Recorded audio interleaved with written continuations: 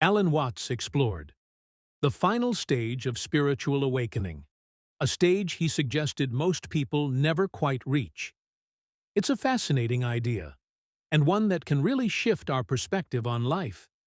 Watts often spoke about how our usual way of experiencing the world is through a sense of a separate self, a distinct I that's constantly trying to achieve, to gain, or to avoid. We identify with our thoughts, our possessions, our roles, and we build our entire reality around this perceived individuality. This is a fundamental part of our human experience, and it serves its purpose.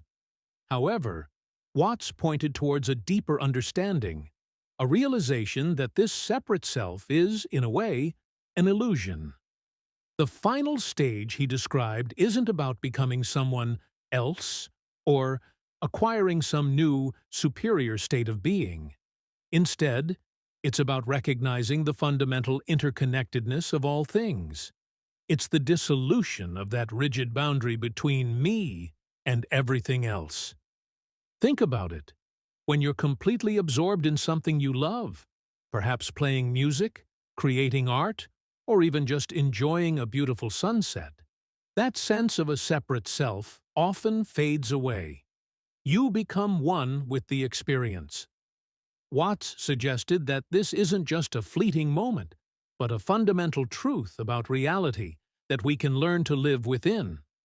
This final stage, as he envisioned it, is about embracing the present moment, not as a stepping stone to something else, but as the entirety of existence. It's about understanding that the universe is not something out there that we are observing, but that we are an intrinsic part of it, a manifestation of it. It's a feeling of profound belonging, not to a group or a place, but to the very fabric of reality itself. The challenge, of course, is that our minds are conditioned to constantly analyze, to categorize, and to maintain that sense of separation. We're taught to strive, to compete, and to define ourselves by what makes us different. This makes it difficult to truly let go of that familiar sense of self and to rest in the awareness of unity. Watts wasn't advocating for a passive existence, but rather for a way of living that's free from the anxiety and striving that comes from a perceived lack.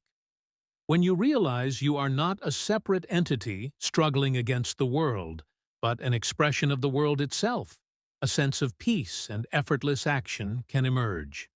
It's like a wave realizing it's not just a wave, but the ocean itself.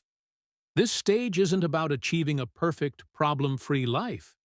Challenges will still arise.